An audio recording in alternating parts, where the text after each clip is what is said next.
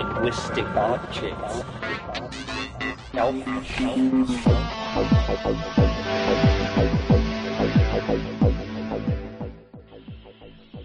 Greetings from Cyberdelic Space. This is Lorenzo, and I'm your host here in the Psychedelic Salon. So, here we are, together again for the last time in the year of 2012. And while I think that it's probably normal for an end-of-the-year program to look back at significant events of that year, well, I'm not going to do that. My guess is that, you've probably already had your fill of the best and worst of 2012. So instead, I thought that we should get started on creating the best of 2013. And so I'm going to end off 2012 and kick off 2013 with a talk given in the summer of 1990 by the one and only Terence McKenna. Now, in a few moments, when you hear Terence talking about the possibility of pouring all of our information into a global database, well, keep in mind that this talk was given a year before CERN first announced this little thing called the World Wide Web, which makes it almost 2 years before Marc Andreessen released the first browser into the wilds of the net. So, if you can, try to think of what your own technical situation was like back then. Did you even have a computer then? And if so, were you able to envision the tech of today with all kinds of handheld and wireless devices and oceans of data to capture and turn into information and maybe even turn into some kind of knowledge? We've certainly come a long way in the technological area since this talk was given, but I think that you'll still find that much of what Terence has to say is still relevant today. And among other things that I found noteworthy about this talk is a reminder of what it was often like at Terence's workshops. After about 40 minutes, Terence comes to the end of his prepared remarks and opens the floor for questions.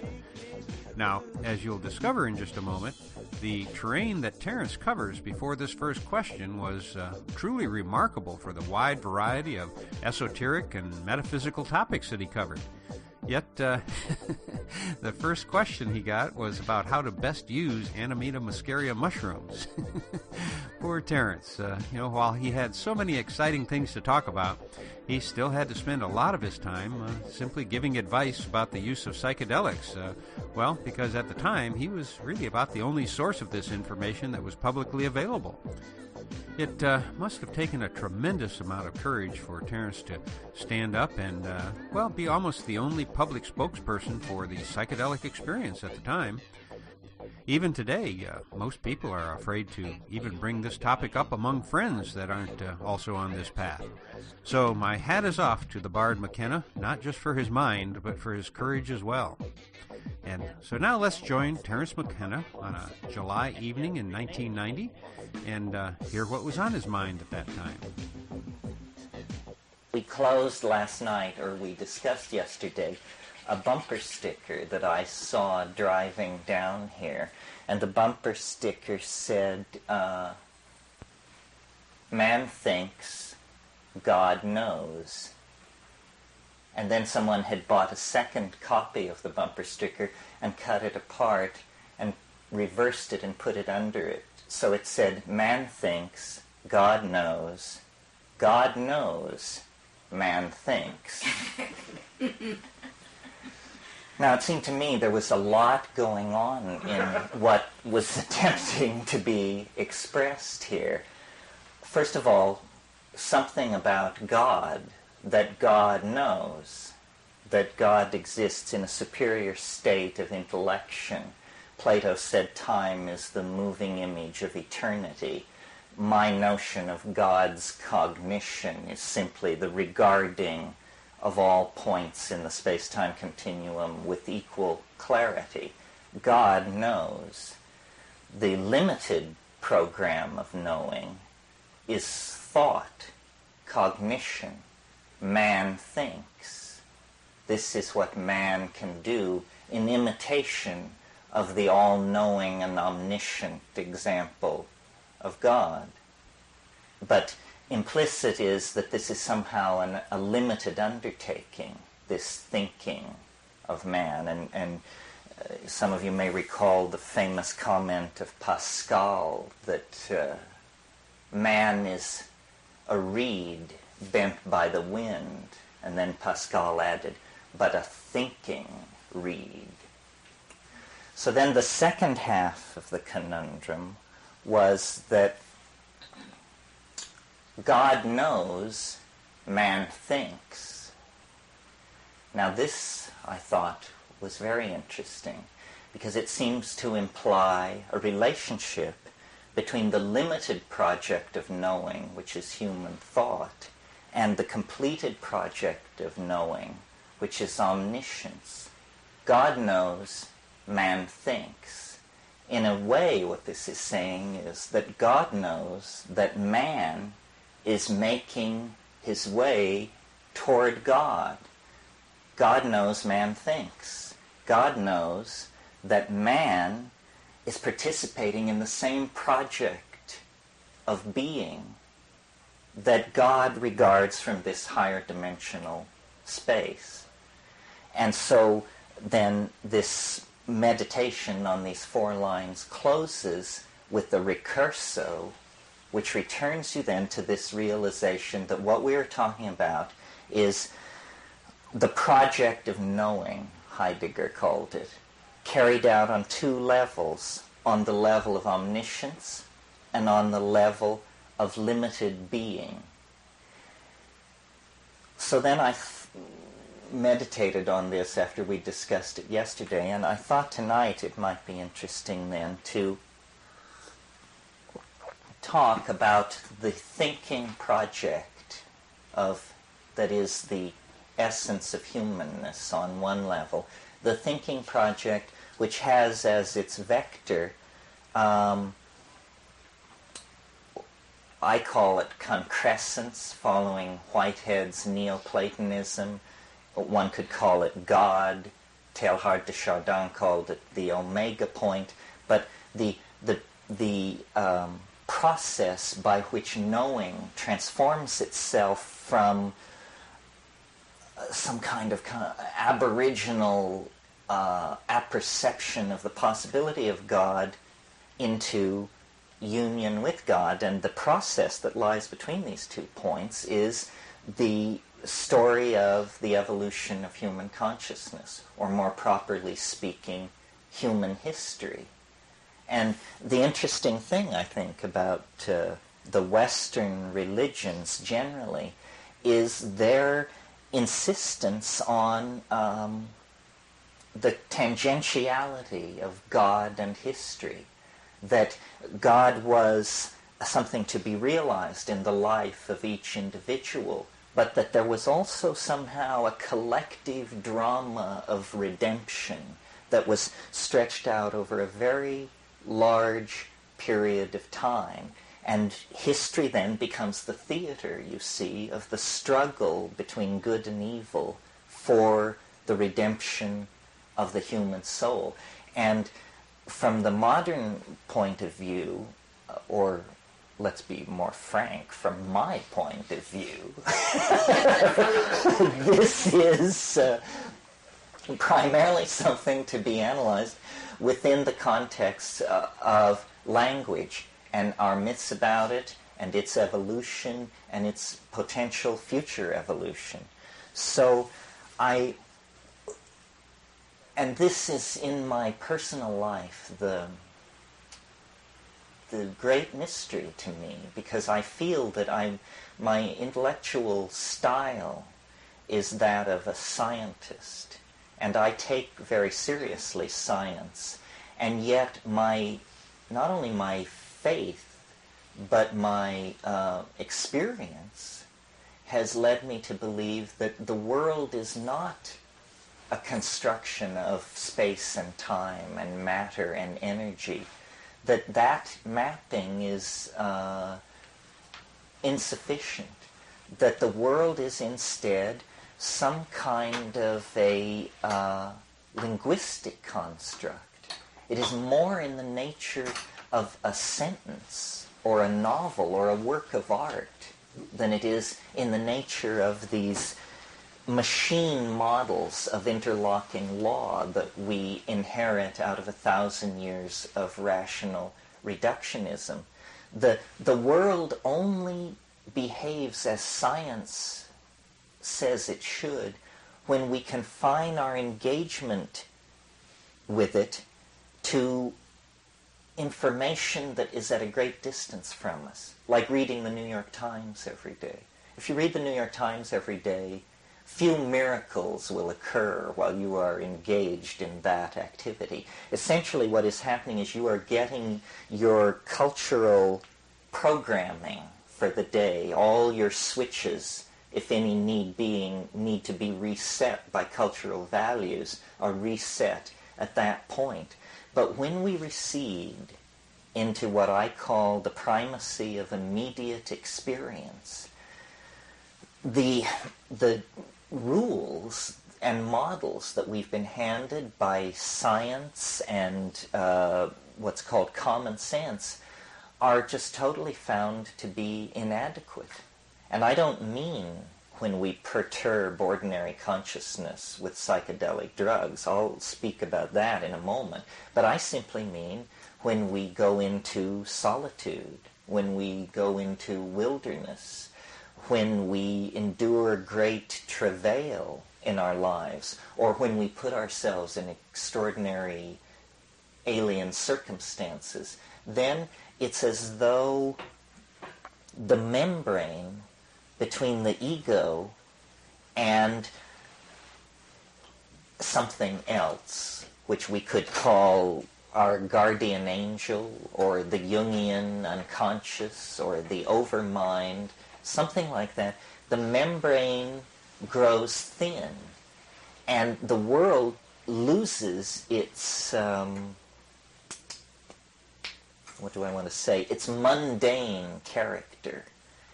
And instead, things previously mundane begin to become charged with psychic energy. They become carriers of meaning. They become carriers of meaning. This is very peculiar.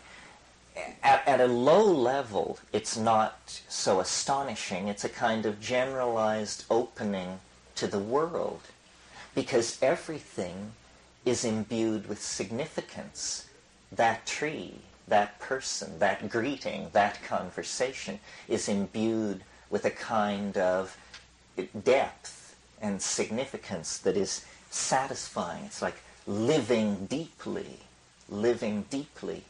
But this phenomenon can proceed to a deeper level of introspection and relationship to the exterior. And in that case, then, this significance, which everything was previously seen to have, begins to compress or densify, and the world begins to dissolve into animate intelligence.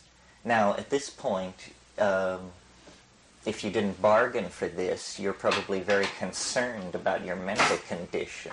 And if you aren't, your friends are. Because what you're saying at this point is, the rivers talk to me, the trees whisper in my ear. What you're recovering is the meaning. That's all. The meaning that is self-evident in nature, but that we block. The meaning is so pregnant in everything that it can actually articulate itself in your native English tongue. And, talking rocks, talking trees, talking boulders, we define this as pathology.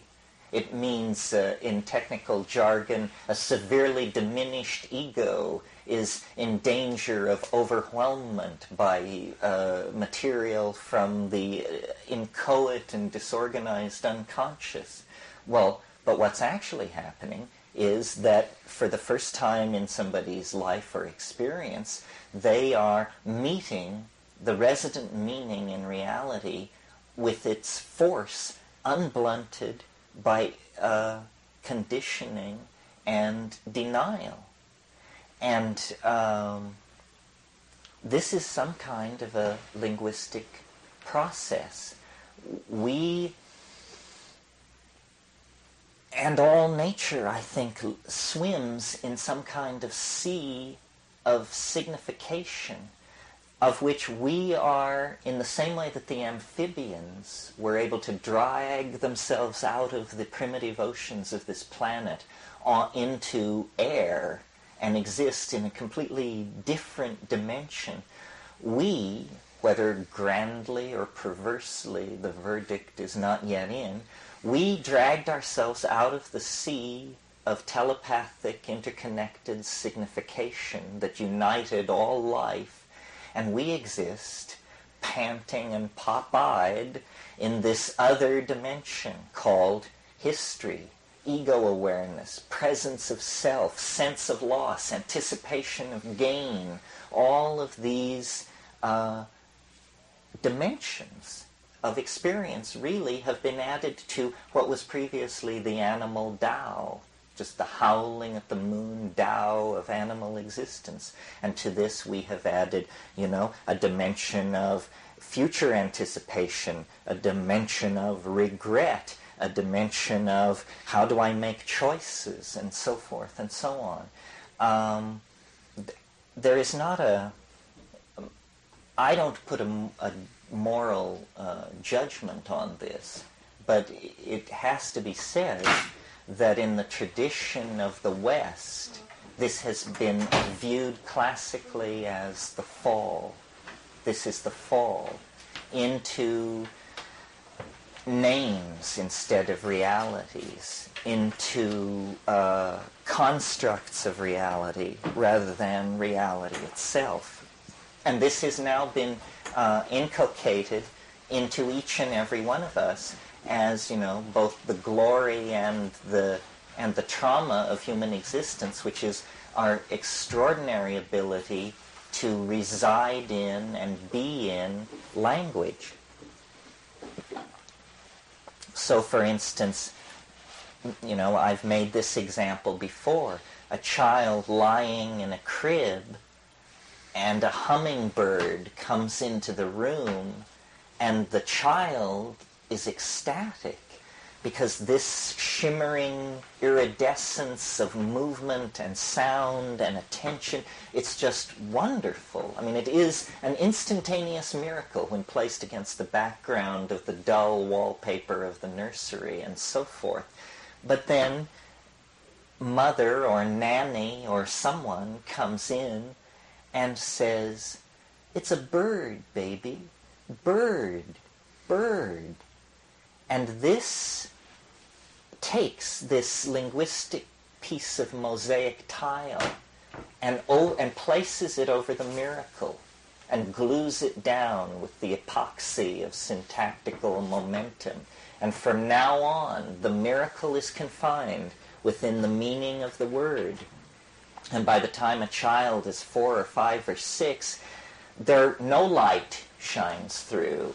They have tiled over every aspect of reality with a linguistic association that blunts it, limits it, and confines it within cultural expectation.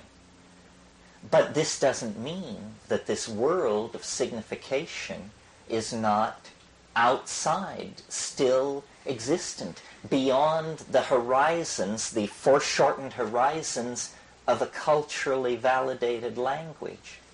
Well, so then classically the path through this has been through use of psychedelic plants or some form of ascetic practice or fasting or prayer and meditation, whatever, some way of breaking through. And it is literally presented as a breaking through, a penetration to another level, that culture is an imprisoning bubble of interlocking assumptions that are like a collective hallucination. I mean, I hate to say it because it's a recursive metaphor, but culture is like a delusion of some sort, because it isn't true, of course. It isn't true if you're a Witoto. It isn't true that you came from the piss of the anaconda god when he had to get out of his canoe at the first waterfall. That's not really true, but that's your cultural myth, and you live inside it. Our cultural myths, that the world is made of things called mu mesons and antiprotons is, of course, not true either. But it's a linguistic construct that we culturally validate and live inside. And these cultural myths give permission for certain things. Basically, they give permission to ignore certain kinds of realities. So our language is uniquely set up to ignore, for example, the suppression of femininity. It's also uniquely set up to suppress the statistically infrequent. We really have no patience with that. We have an assembly mind mentality. What we're interested in is that things run smoothly. One can imagine a completely different mentality that cared nothing for statistical norms and only pursued the miraculous. I mean, India, in a way, is that society. They don't give a hoot for, how it works on the humdrum level, but the alien, the peculiar, the other, the unexpected is revered, adored even. So these kinds of cultural values shift, but now, we are in a global culture with the combined understandings of 500, 600, 700 language groups and half that many literatures being poured into a global database where some people are assimilating enough of this to begin to play their part in the creation of a kind of global meta-program for language. And I think it's interesting to talk about the form that this may take, because I see this as this is not our salvation, but this is the angel of our salvation. If we can transform and remake language, then we can have the conversation that we must have in order to save ourselves. But we cannot save ourselves until we have a language adequate to the problem that we're facing. And English just won't do it, because English is a language of subject-object opposition. It's a language of a past, present, and future. And the kind of world we're living in is not that kind of world.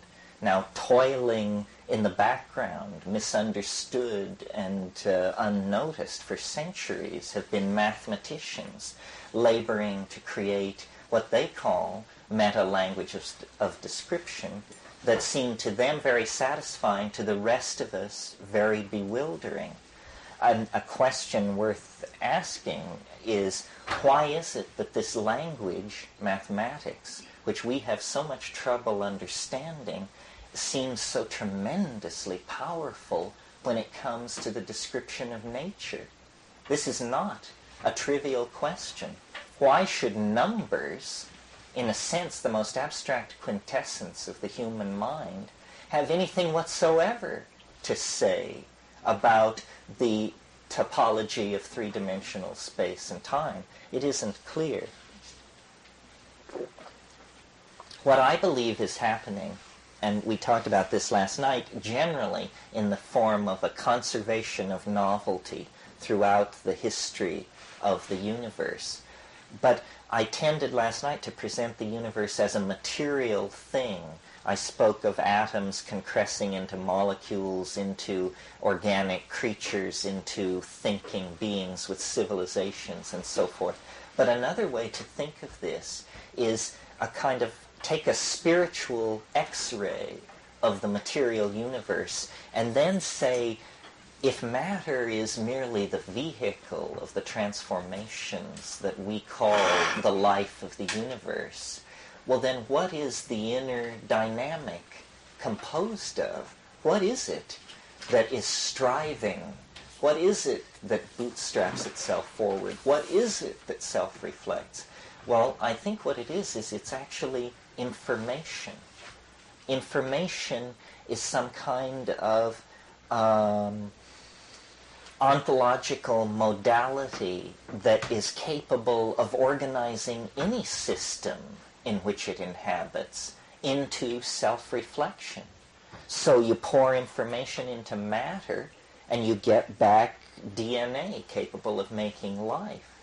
But, there is a persistent spiritual tradition backed up by psychedelic and shamanic experience that says that there are also hierarchies of incorporeal and disincarnate intelligence that is nevertheless highly organized.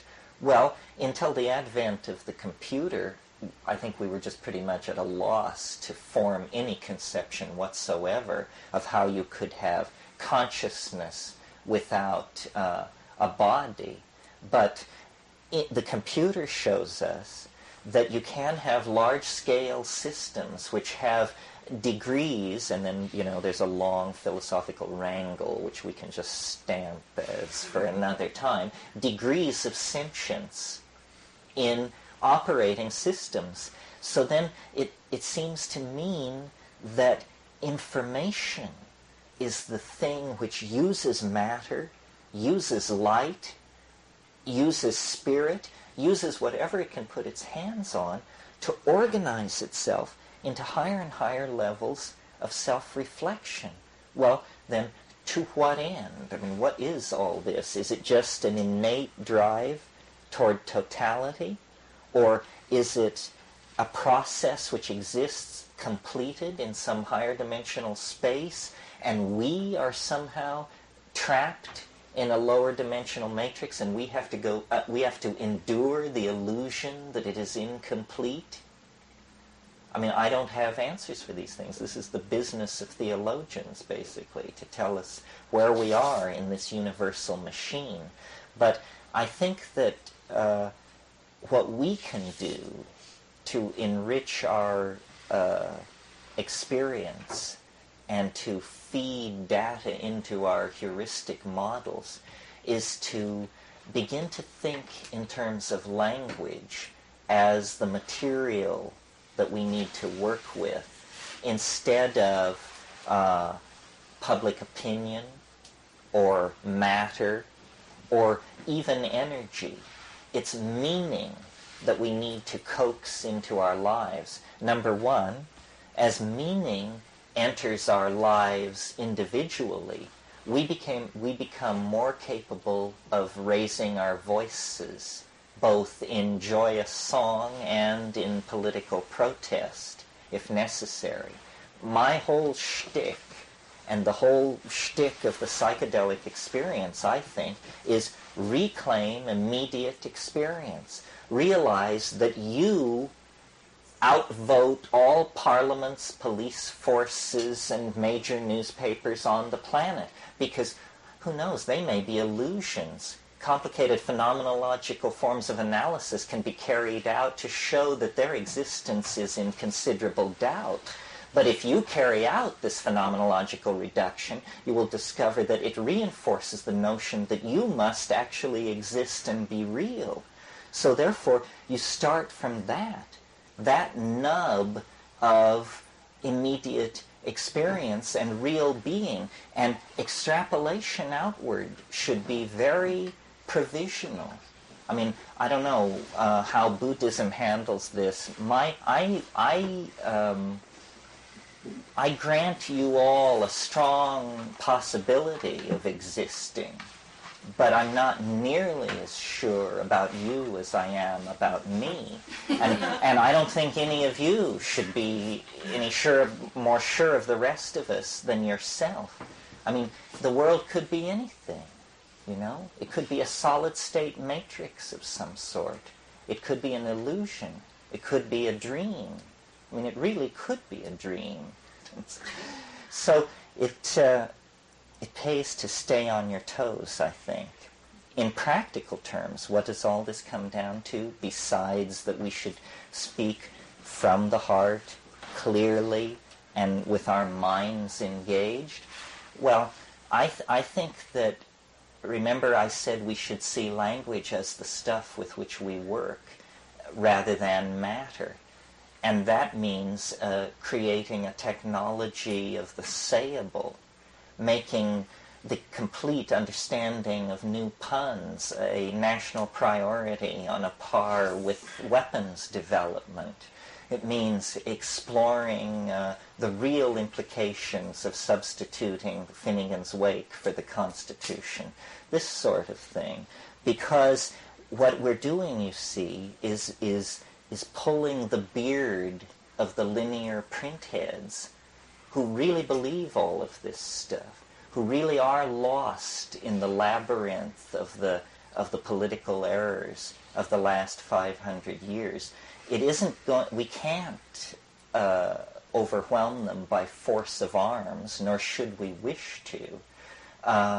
They can actually be teased out of existence because they themselves feel their position to be so ridiculous. It's very interesting how the way the collapse of our enemy in the Soviet Union has exposed the absurdity of our previous positions. All our previous positions are now exposed as absurd, but people don't draw the obvious conclusion. It must also mean then that our present position is absurd. And so it's tremendously liberating. Our culture is ruined. It's a disgrace from which we can now simply walk away. Well, then the question is, into what? And I believe that our persistent fascination with psychedelic states of mind since prehistory forward has been because in the psychedelic state, from the very beginning, there was an anticipation of the very end. And the very end still lies ahead of us. What it is that our nervous system is in the process of evolving us through a linguistic transformation where language, which at the beginning of the process was something that you heard, at the end of the process becomes something that you actually see. And this simple shift from seeing to hearing is the key to our being able to finally recognize each other and communicate. Print and linearity and what's called ear bias for language is what has shattered our sense of ourselves as a collectivity.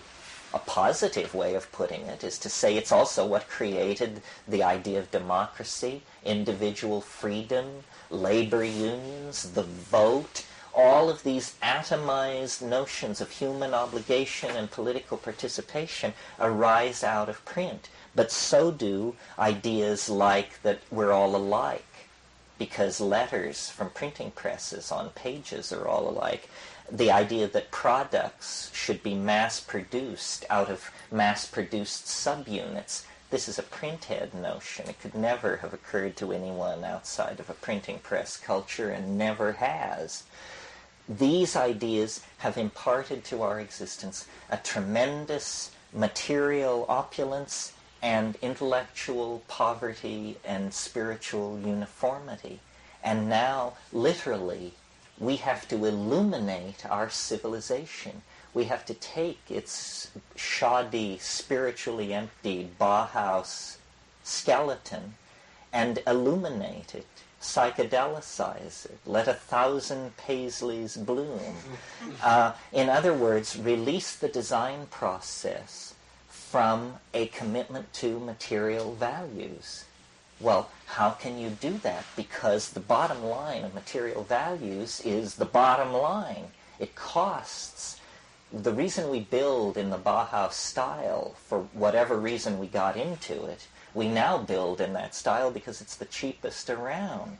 And once you start adding filigrees and changing things, costs soar. How can you do that in a civilization with a cult of democratic values, individualism, and print-created linear uniformity? Well, the only way you can do it is you have to drop design costs to zero.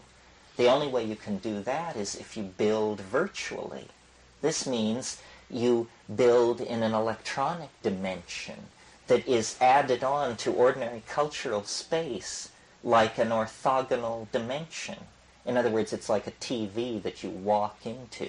It's called cyberspace. And in cyberspace, things are built out of light. So it costs as much to build Versailles as it costs to build a hamburger stand, because Versailles and the hamburger stand are just two programs that look exactly the same on disk. So what this means is that the previous set of class-created values based on the acquisition and control of matter begin to break down. This is already happening in America on one level, where, to live as a middle-class person is to live on a better level than the Mughal emperors ever dreamed of. I mean, what Mughal emperor could stride to his refrigerator and see cases of French mineral water, juices from the South Seas, pomegranates from South America? Eat your heart out, Mughal Delhi. No chance. So, in a sense, we're beginning to create this leveling, but we have created it by looting the material resources of the rest of the world. Conceivably, it can be created in a virtual space where we would all live in this world, a rather monkish existence. But, there's that wonderful passage in Finnegan's Wake where he says, he's speaking of the red light district of Dublin, which is called Moycane. And he says, here in Moycane we flop on the seamy side, but up Nient, prospector, you sprout all your worth and you woof your wings. If you want to be phoenixed, come and be parked. Well, he was advocating death as a solution to life's problems. If you want to be phoenixed, come and be parked. My solution is not so radical. I think if you want to be phoenixed, come and be parked at your local virtual reality arcade. And then you can be phoenixed in several ways. Well, some of what I'm saying here is facetious. We talked last night about Stan Tenon's wonderful object. For those of you who weren't here, this is a man, a Kabbalistic scholar, who has developed a piece of sculpture such that when you illuminate it from a certain angle, the Hebrew letter Aleph appears as a shadow. And then you move the light slightly, and Aleph turns into Bet. And then you move the light slightly, and so on. In order, his sculpture produces all of the Hebrew letters as shadows from this beautiful form, which he calls the lily. And it ties in with an experience that I had. But, well, first let me talk a little bit more about this lily thing that Tenon has discovered.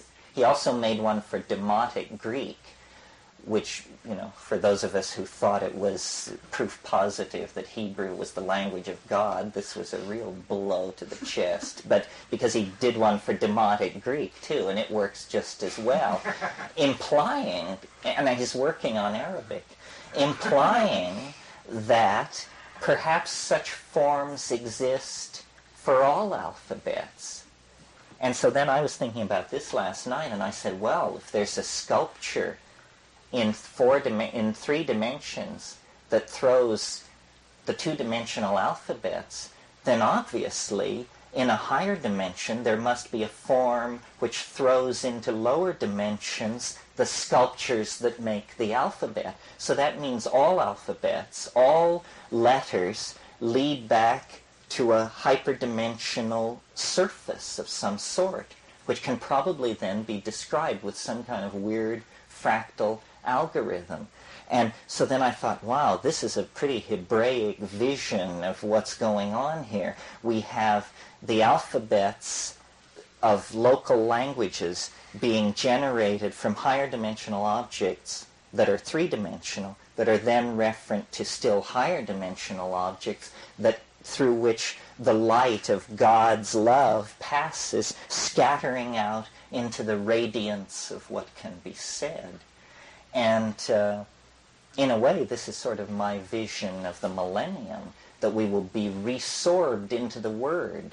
You know, the whole story begins in principio et verbum et verbo caro factum est.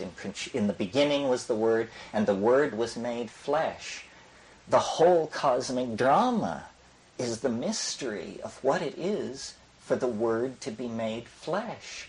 Language is seeking to birth itself into the domain of concrete existence. That's obviously what the Word made flesh means.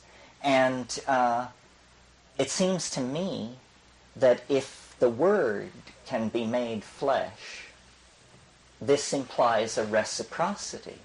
It implies that the flesh can be made Word.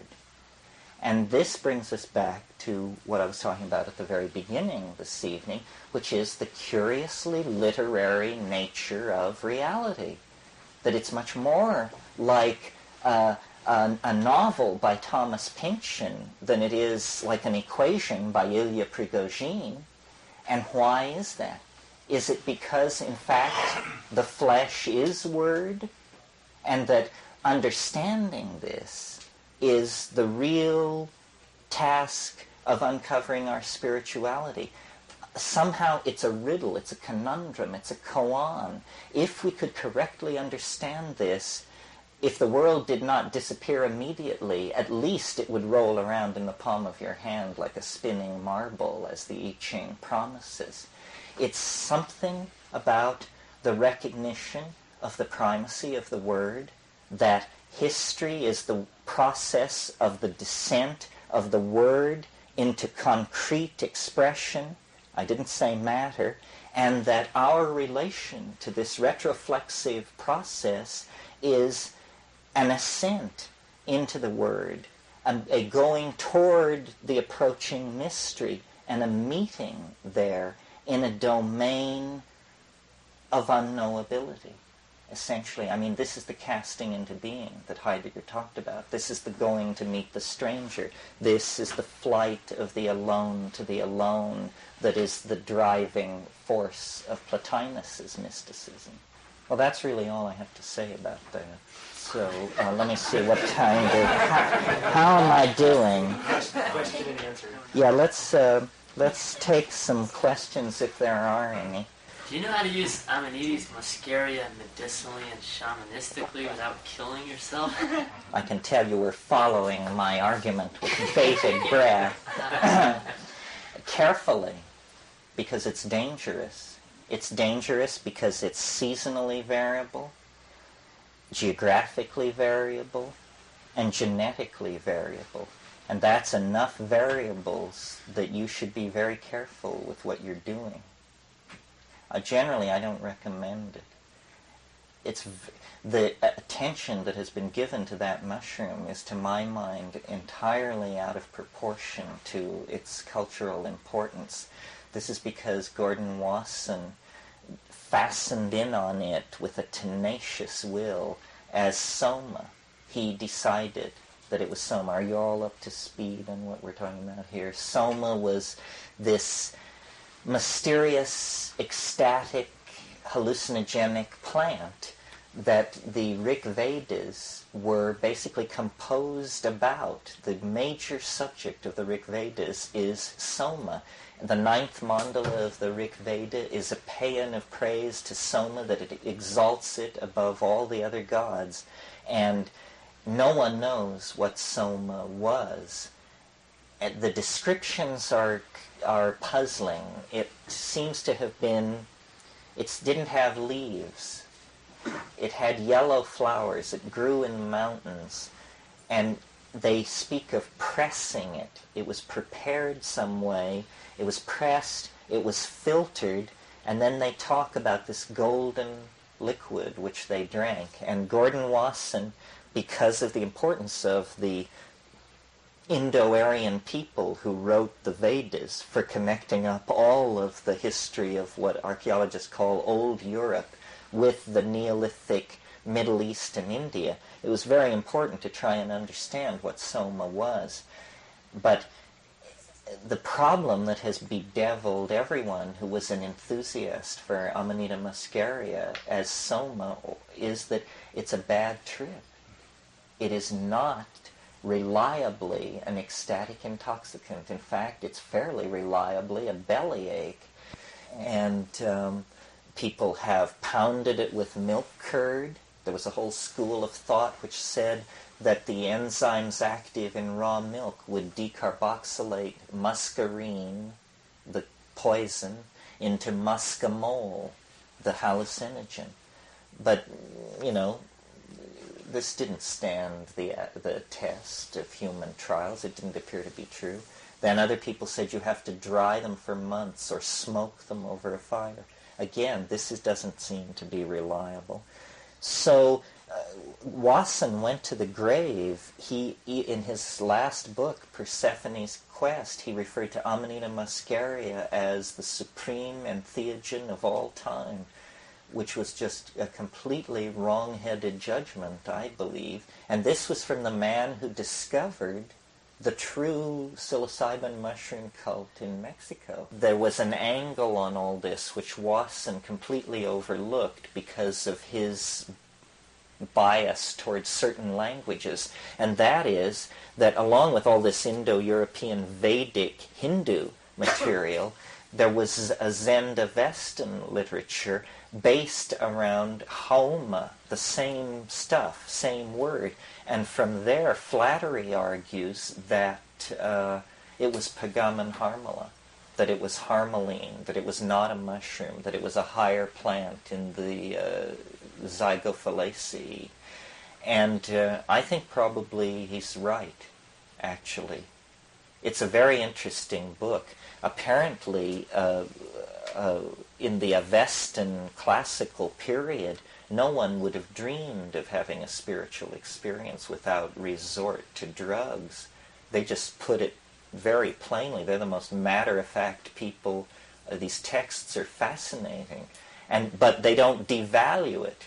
They say, here's our map of the spirit world entirely based on our drug experiences, and here are the drugs we use, and to see these angels you must use this drug, and to see these angels this drug, and so forth. We don't really know what these drugs were because the etymologies are lost.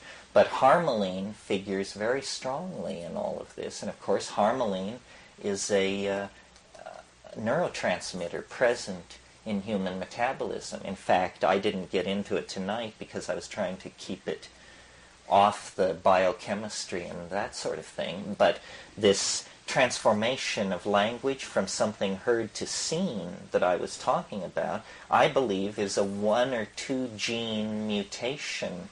That's all it would take, because in the human pineal gland there is a compound called adenoroglumerotropine. That's what the enzymologists call it. But when you show it to a plant biochemist, he says it's 6-methoxy-tetrahydroharmalan, and so it is. Adenoroglumerotropine and 6-methoxy-tetrahydroharmalan are the same thing. Well, it's a psychedelic harmine alkaloid, similar to what's in Pagamen harmala. It could be converted to DMT by a simple methylation. Well, a 1-gene mutation would make a methylation possible. Attention, consciousness, cultural values, we don't know how many times since the invention of language there have been significant mutations in the chemistry of the nervous system that have created significant changes in cultural programming.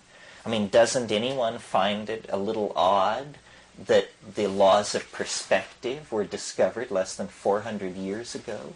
I mean, what the hell was wrong with people before that? How can you discover the laws of perspective? I mean, I find that not credible for somebody to say that the laws of perspective were discovered. It's always seemed weird to me.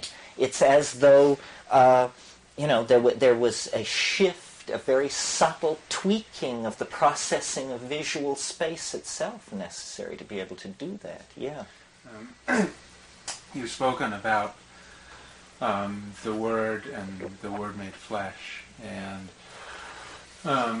Dorothy Sayers wrote a book called The Mind of the Maker, in which she discusses the Trinity as really an image of what the creative process is all about.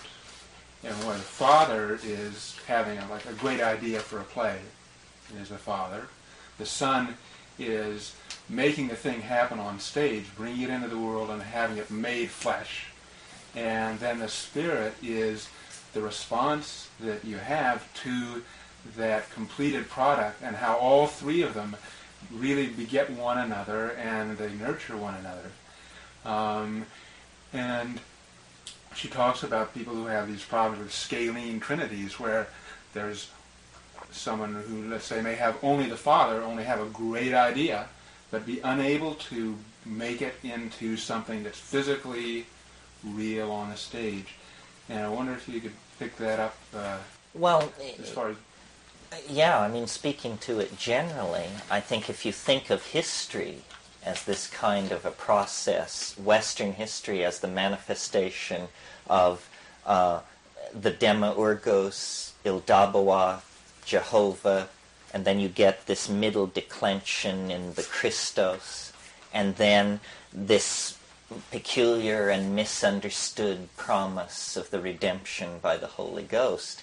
McLuhan, who's a very interesting figure as you know, a radical thinker in communications theory and a devout Catholic, believed that the manifestation of the Holy Ghost was electricity.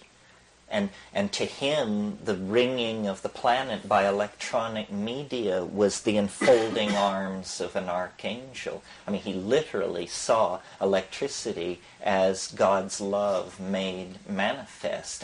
And he may not, he hasn't been proven wrong yet. I mean, it may yet knit us all together and make us one and lift us off and send us to the stars.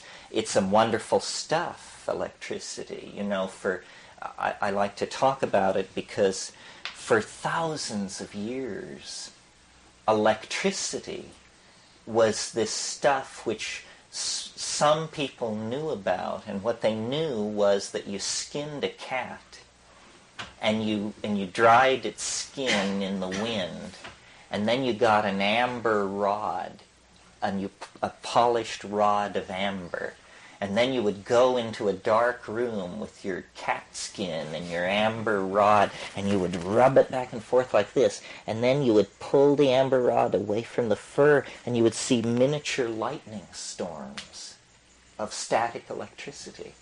And that was it. For thousands of years, that was it. And then in the 17th century, make it the 18th century, people invented what were called Leyden jars, which were this tricky way of storing this stuff so that you could store up a lot of it, and then in a dark room you could discharge it across a gap with this snap. And from that, you know, I mean, you talk about a shamanic invocation. From that, you know, we light cities, we smelt steel, we sink shafts miles into the earth. And it's just this little elemental that we were able to coax into becoming our friend. Well, who knows how much of this sort of thing there is. According to McLuhan, that's the major thing. And the electrification of the body, you know, this is a theme you get as early as Whitman. I sing the body electric. You get it in Stephen Vincent Benet in his poem John Brown's Body, where he says, I see the human body, cold electric rage, and he pictures it as a superstructure. Electricity as information, as the logos, as the freeing and rarefaction of thought. It all, it's credible. It's credible. I mean, when you think about electricity, in and of itself, as modern inventions go, it must be the most benign there is, because other than seating criminals in electric wired chairs, It is not a weapon of mass destruction. You cannot rain it down on your enemy's cities. It's pure energy in the service of light, one thing, and information. And it's generated, I don't know how many of you know this, but it's generated out of stable magnetic fields. I mean, when we were in the 5th grade, we made engines by wrapping nails with wires and setting them delicately balanced between permanent magnets. And, you coax this stuff into being.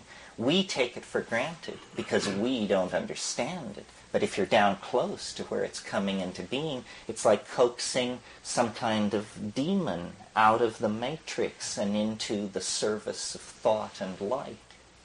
Very psychedelic. So how do you see the body being coaxed back into the Word? Well, I don't know. It's a hard thing to picture, isn't it? Well, maybe it's like those Tibetan letters that start becoming real and vibrating. I don't know. Well, there are a number of, I think we have like pieces of the puzzle, but we don't know quite how to arrange them. One is virtual reality. Do you all understand this concept? Because I mention it and it's quickly becoming central to my references. Virtual reality is this technology now being developed where they give you a helmet and a body glove, and when you look in the helmet, you see another world, and you're in it.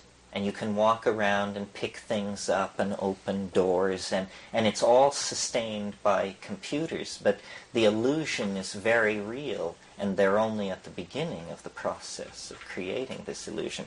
Okay, so that's a technology sitting off there with a potential application. Another is nanotechnology. Nanotechnology is making things very small. And there's a whole enthusiasm for this.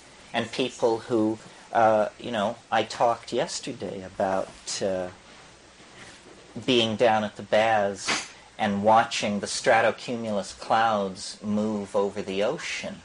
The number of water droplets in a stratocumulus cloud exceeds the number of people in the world.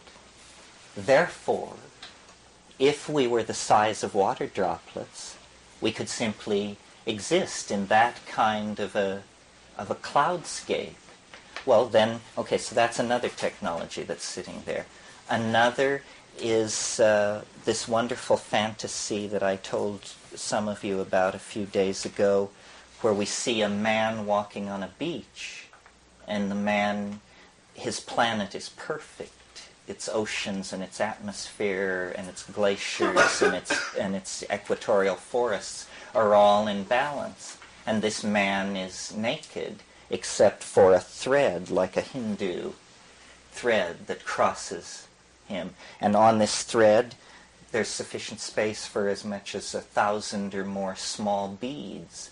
Each bead is a doorway into a technological potentiality that is entirely suppressed in three-dimensional space. In three-dimensional space, there is just man and nature. But when this man closes his eyes, there are menus, and these menus lead to other menus. In other words, the culture, the entire culture, has become virtual. This is one possibility, that the culture be made virtual. Another possibility, which is sort of the reverse of that, and there's a company on the peninsula trying to do this, is to place a textual reality behind apparent reality, so that everything is a button, It is what it is, but it's also a button. So I look at this, the question forms in my mind, what is this? The what pushes a button, and textual accompaniment informs me that this is cypress wood cut 3 years ago. Do you see what this would do to the world? Now we're well on our way in the project of making the word flesh and the flesh word. We at least have them lined up with the word behind the flesh, and in some cases the flesh behind the word, embedded. embedded, ontologically arranged in a situation of mutual reinforcement. Okay, another technology is some kind of severing from the physical connection. And then there's a lot of debate about, is this possible? The old consciousness without an object riffraff. Well, it has to be explored. It can't be known. The other thing is the persistence of the intuition of non-material worlds inhabited by self-organizing intellects of one sort or another seems to imply that some kind of dematerialization is at least theoretically possible.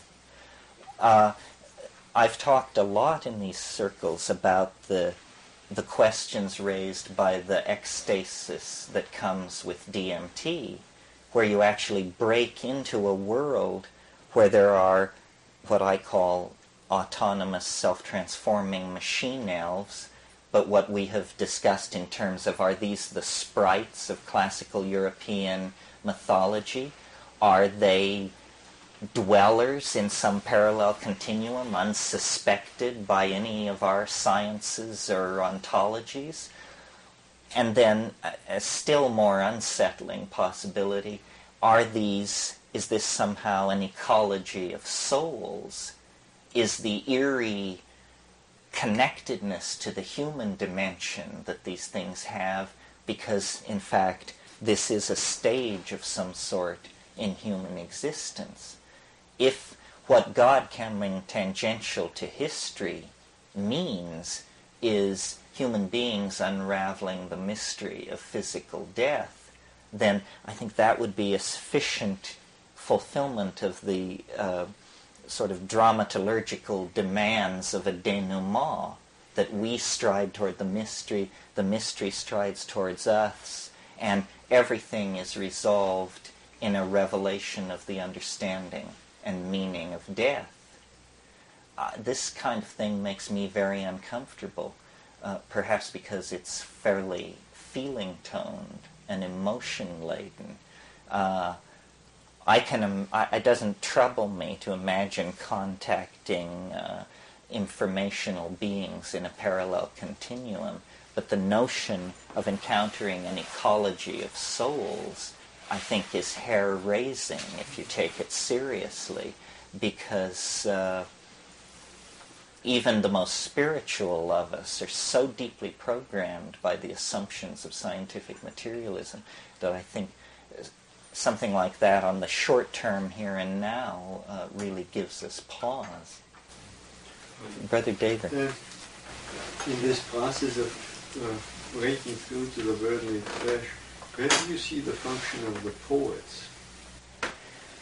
Well, you know, people have talked, Robert Graves and others, about what he called an Ursprach, an original speech, and Celtic poetics somewhat assumes this.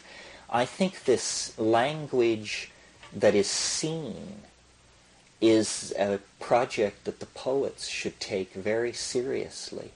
We need to not simply make better poetry, we need to make poetry of an entirely different order, and we will recognize it when we see it, not when we hear it. It will not be heard, it will be seen. To carry language from 2 dimensions into 3 is the task of the poet and the rebel in the 20th century. And there is a model for this, which I will explain to you so that it doesn't seem so outlandish, and so we can see that nature, once again, has sanctioned this move. And that is, a long time ago, 700 million years ago, more or less, the great tree of life made a primary division between the vertebrates, the creatures with backbones, and the invertebrates.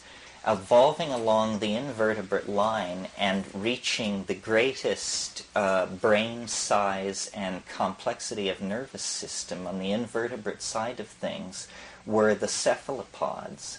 These are the squids and the benthic octopi, the 8-armed ones and the 10-armed ones. You may not realize it, but they are actually mollusks related to escargot. So they are an extremely primitive creature from the point of view of those of us with backbones and binocular vision and frontal lobes and so forth and so on. Nevertheless, the interesting thing about benthic octopi is that they can change their color over a wide range. Now, you may have heard this fact and assumed that it had to do with camouflage against their surroundings so that they can avoid predators. This is not what it's about at all. Octopi change color, and they can also change the shape of their skin from smooth to rugose and wrinkled, and then what's called pileate, little points all over it. They can go through all these color changes and texture changes. And octopi have extremely well-evolved eyes. In fact, evolutionary biologists always compare the eyes of octopi to human eyes as an example of what is called parallel non-convergent evolution, because clearly the two are not related, but the argument is made, you see, they solve the problem the same way in two different places. So it's a very neat example of convergent convergent evolution. But what is interesting for our discussion is the mode of communication of these things. They become their linguistic intent. This repertoire of blushes, dots, stripes, traveling fields, color changes, and then, because they are soft-bodied, they can quickly reveal and conceal all parts of their body very quickly. So if you watch an octopus in communication, its surface texture is changing, its color is changing, and it is hiding and revealing, it's dancing.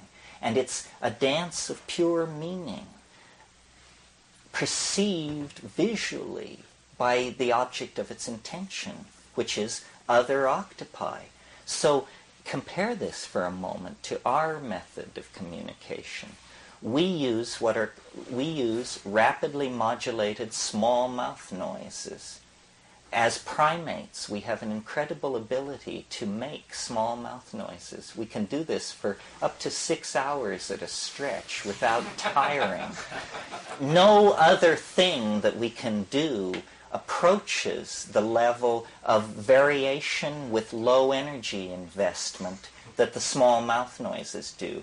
A person using a deaf and dumb language is exhausted after 45 minutes.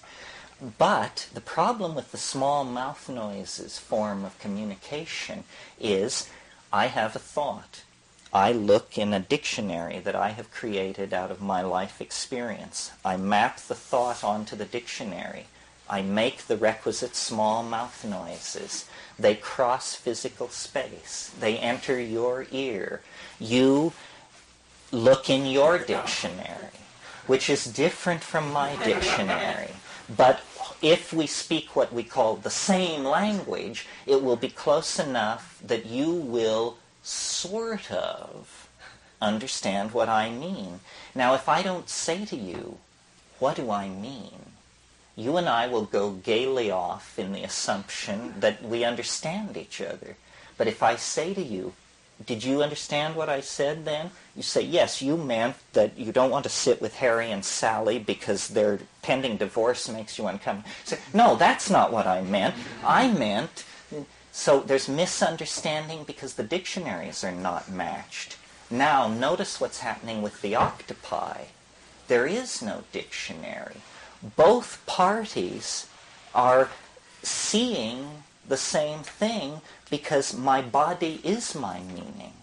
I become my meaning, and you behold the meaning I have become. I am like a naked thought not even a naked nervous system, more naked than that. I am like a naked thought in aqueous space, unfolding in time. I maintain this is why octopi eject clouds of ink. It's so they can have private thoughts. Because if you can be seen, you can be understood. Well, this is a perfect model condoned by nature for the kind of transformation that we want to lead our culture toward. And I don't think it's that outlandish. Our previous animal totems were chosen unconsciously and were rather unfortunate, I think. I take the totem of the 19th century to be the horse, expressed as the steam engine. And the totemic animal of the 20th century is the raptor, the bird of prey, expressed as supersonic high-performance fighter aircraft, which is just, the leanest, meanest machine you can get together these days. But these mammalian and avian images are too close to the rapacious heart of the primate inside us. Embracing an image of the soul like that of the octopi is a permission for a strange and alien kind of beauty to be let into our lives. And these things are strange and alien, let me tell you. The situation I described with these octopi was coastal, shallow water octopi, so-called circolittoral octopi. But they have also evolved into the depths, the so-called abyssal octopi that exist below 1,500 meters in the sea, where there is absolute darkness, and to carry their intention to communicate into that darkness over the past 700 million years, they have evolved phosphorescent organs and have covered themselves with lights, with eyelid-like membranes that can be rapidly blinked and flickered, so that when you descend into the abyss, you then see pure linguistic intentionality among the cephalopodia, because they have become what we aim to become under the wise leadership and stewardship of George Bush, namely 1,000 points of light. You know the long way to that. Is this guy for real? W.H. Auden line, wasn't it? Was it a W.H. Auden line? Yeah, I think I stole it from him. Was it Flanders Fields? Armies clash by night and that whole business? Are they only beholding one another, or is there maybe a mechanism at work, like when yawning is contagious, that it's not only watching, but actually what happens to your body is transmitted to mine? Well, this is fascinating stuff to study. The biologists who are studying these things are actually creating a grammar and a syntax, and they are beginning to understand what certain things mean, and the level of meaning. There's a wonderful book called Communication and Non-Communication Among the Cephalopods, and it makes the point that communication is a very double-edged thing. You want to communicate to somebody, but usually your message is it's also important that your message not be picked up by other somebodies. So there can't be just a full-on drive toward apprehendability. There also is a countervailing force toward concealment, obscurantism, double entendre, so forth. Someone said language was invented to lie. Well, in a way, that's true because of the problem of non-communication. As soon as you have something to communicate, there are places you don't want the message to go. And so this creates a very interesting problem. If I were 20 years old, I'd go back into marine biology just to spend time with these things.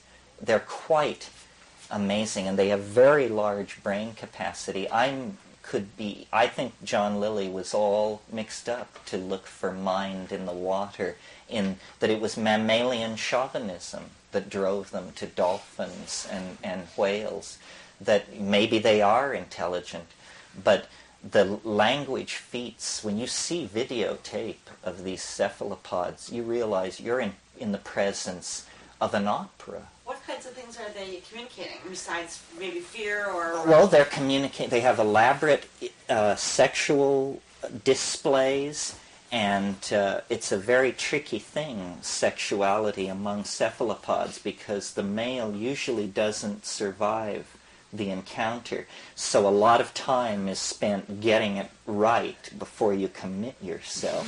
So they have a very complicated courtship thing. And one of the things that's always said about them is that, every child's book will tell you this about octopi. They're shy creatures. Well, guess why? It's because they wear their heart on their sleeve. Everywhere they go, other octopi can tell exactly what they're thinking and feeling. So they live alone, and they only get together on special occasions for communication, basically.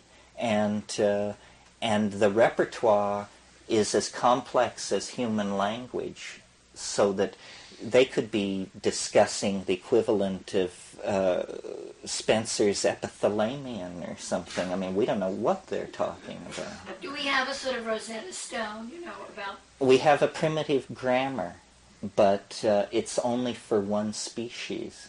And I'm not really interested in what they're saying, because I think it would only make sense if you were an octopus.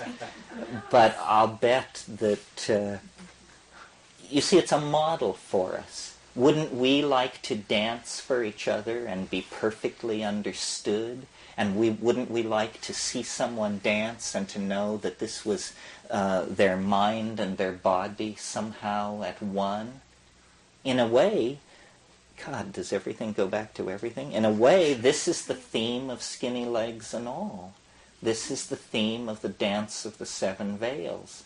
Octopi do it. Nubile Hebrew princesses do it.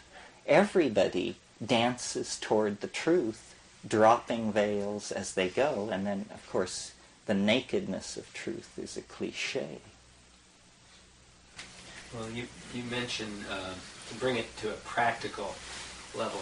Do that, in yes. my life. You mentioned the hallucinogenic experience as being one way that I don't think I accelerate anything in my life. I feel that I just align with and move in a freer way. So I wouldn't seek out a hallucinogenic experience in order to accelerate or to get more transformed or anything. I do it because it's enjoyable. It's truly exciting and passionate, and I do seem to transform in the process and grow. And are there any ways or other ways that you might suggest? And also, I'm interested in sound, which is, you're talking about going from sound to light. Mm-hmm. And I have a way of starting where I am, or again, following my excitement, which happens to be in making tones. And I've reproduced experiences such as, very simply, like a hot tub, where I make a tone and another person has an experience of being in the hot tub. They go from being cold to being very comfortable, very vulnerable, very open, very loving. And it occurred to me that I could reproduce a mushroom experience, or some of these drugs you mentioned that are in the Amazon. That you could reproduce it with sound? I could make tones, and such as in Tibet, they can, tones are, can bring physical objects into being and move energy and such, and that's my exploration. But I was wondering if you had any ideas of... Well, something sort of along that line that I've worked with for years and observed for years, and I find very interesting is, in South America there is this plant drug, a shamanic tradition of great age called ayahuasca, or yahe. And what seems, it's chemically a little different from anything we've discussed, and consequently neurologically a little different. when this drug was first discovered in the 20s, they isolated a white crystal from it, and they named it telepethine because they believed that these deep forest Indians were having some kind of state of group-mindedness behind this. Well then, and that was all very exciting that there was a drug called telepethine, but then later they found out that the drug had already been discovered in another plant in Pergamon harmala, the soma plant I mentioned, and had been named harmine, so that the rules of nomenclature, that took precedent. But persistently, since then, there had been reports of group states of mind caused by this drug. So we explored this in the 70s fairly thoroughly, in 71, in 72, again in 76, and again in 81. And different things are going on. First of all, the people down there who take this drug are into what they call Icaros. Icaros are magical songs, I-C-A-R-O-S, Icaro. And the accomplishment of a shaman is judged by how many of these magical songs he has. And they're taught to you by the spirits, they say.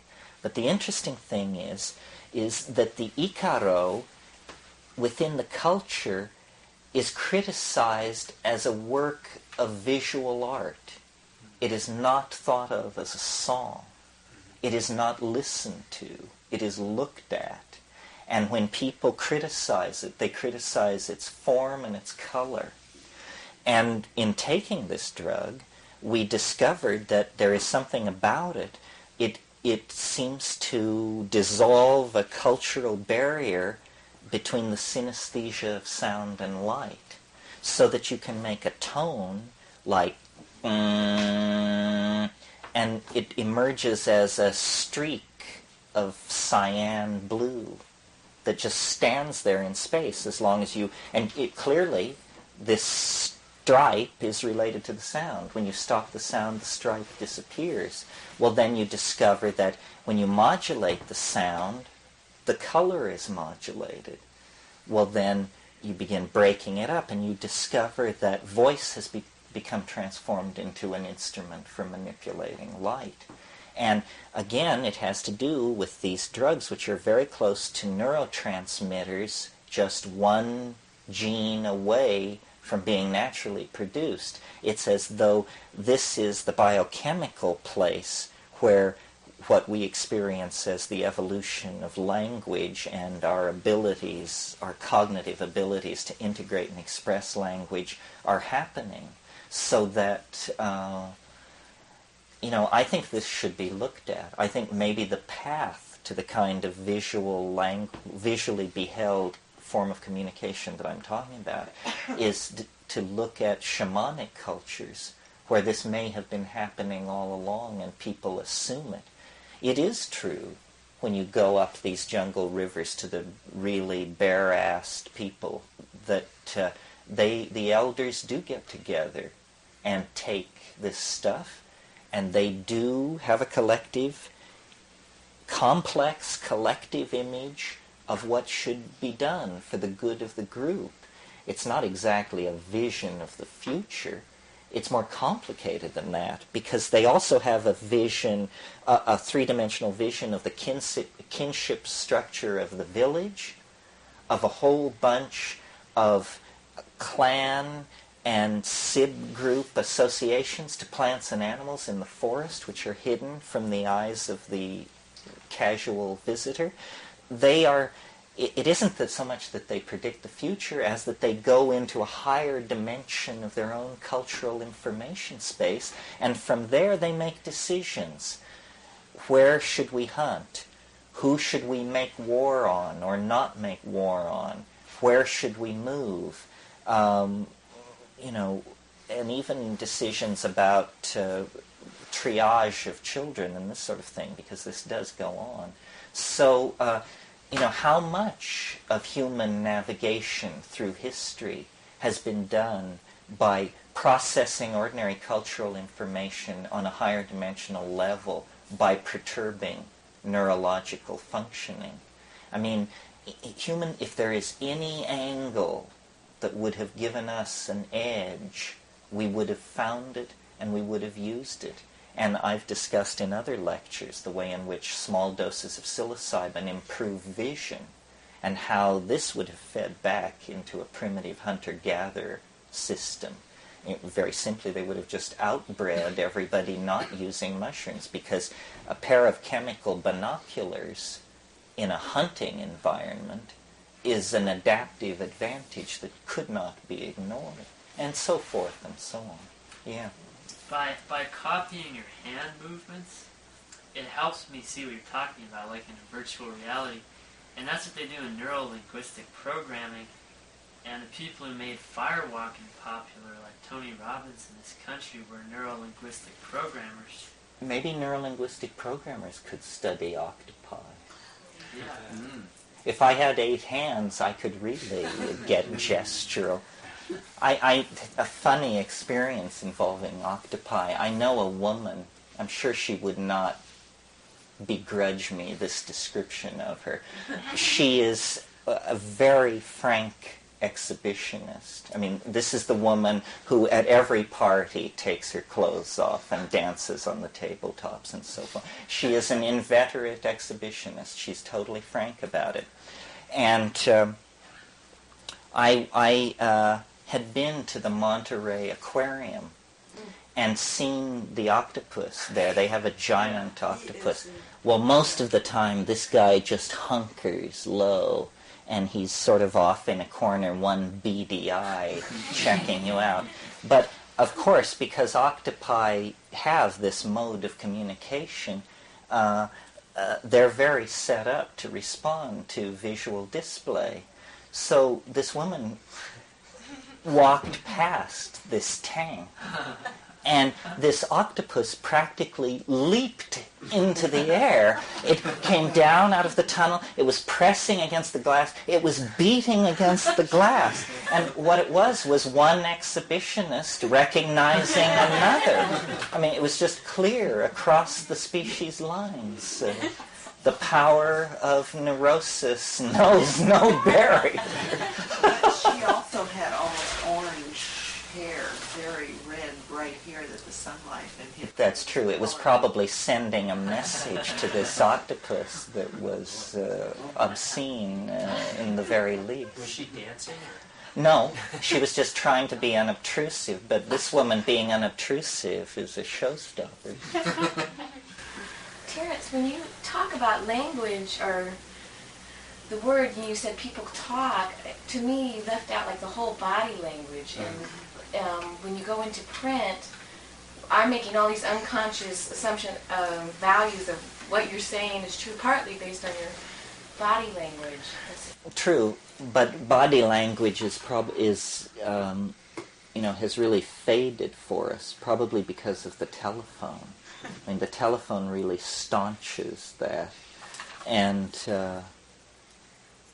yes, it would be there. We probably were much more linguistically rich in the past. Well, he just said, and we've muted ourselves. You better by watching your hand. Yeah. Terence, just to let you know what happens when you discover sparks nowadays. When I was a kid, I was a science buff, and I made a Tesla coil and so on. Before that, I accidentally induced a spark in a transformer. Unexpectedly, the spark jumped, and it was sort of my first religious experience. I saw this spark, and all sorts of things burst loose in my 10-year-old head. 2 years later, the FCC triangulated my house for emitting spurious radiations, because you have to regulate all that sort of thing. And I felt sort of like someone put a big pot lid over my head. And between that and being suckered in by the Moody Bible Institute with their big Tesla coil movie, yeah, right. It just left a bad taste in my mouth. I'm glad we're on to other things now besides sparks and amber. Oh, okay. A bitter experience. There is a notion, in Latin, spark is scintilla. This word exists only in English. In the legal phrase, there was not a scintilla of evidence against him. But in alchemy, this idea lived on for a long, long time, and there's a whole literature of causing the scintilla and seeing it like you did. So you were unconsciously caught up in an alchemical archetype. Well, why don't we knock off? I think that's enough for this evening. You're listening to the Psychedelic Salon, where people are changing their lives one thought at a time. Before I forget to mention it, and maybe this is because my undergraduate university degree was in electrical engineering, but I thought that Terence's rap about electricity being a benign elemental that we coaxed into helping us was as beautiful a poetic riff as I've heard him do. I'd never really thought about electricity in quite the same way as he was able to personify it just now. You know, it's riffs like that that caused me to call him the Bard McKenna. And now I don't want to belabor this to the point of absurdity, but when Terence was talking about language being transformed from something heard into something that's seen, well, and I know this is simplistic, but isn't that what takes place in a book or on a web page full of text? Isn't that language that can be seen? It now seems an obvious implication, and I'm sure that Terence must have addressed this at some point, but I can't recall him ever talking about it myself. And yes, I realize that he was talking about synesthesia, but I don't see how we can deny that a book consists of language that can be seen. And as for synesthesia, I do realize that a lot of people who write about ayahuasca tell of not just hearing the Icaros, but seeing them as well. In fact, Terence talked about that on many occasions. But after having been in quite a few ayahuasca circles myself, and over a period of more than a dozen years, I have never once had that experience. There were a few times when one of the other people in our circle told of being able to see the songs, but those times I can count on the fingers of one hand. Maybe it's more common than I think, but in my own experience, it's a very rare phenomenon, and unfortunately, it isn't something that can be scientifically examined. At least I don't know of any such experiments. So, and this is just me now, but you'll have to come to your own conclusions based on your own experience. But for me, I'm now of the opinion that I won't personally be experiencing synesthesia myself, and so I'm now engaged in another way of making language visible, and that's on the printed page. Of course, now that I'm doing most of my reading on a Kindle, I guess that I guess the phrase printed page will also soon become obsolete. And don't get me wrong, I dearly love old-fashioned printed books. Although I've already given away well over 1,000 books that I collected and read during my life, I'm still surrounded by, hundreds of others that I just can't seem to part with. So I don't mean to put down on the paper form of books. That said, however, I have to admit that now, whenever I read a print book, which I still do, I find them much more difficult to use. For one thing, late in the day, as my eyes get tired, it's really nice on the Kindle to be able to increase the font size from what was more comfortable in the morning. In fact, I've had to adjust my reading schedule so that I read my print books early in the day before my eyes get tired. You know, it's funny, until a few years ago, I hadn't really noticed how small the print is in many paperback books and even for some of the hardcover ones.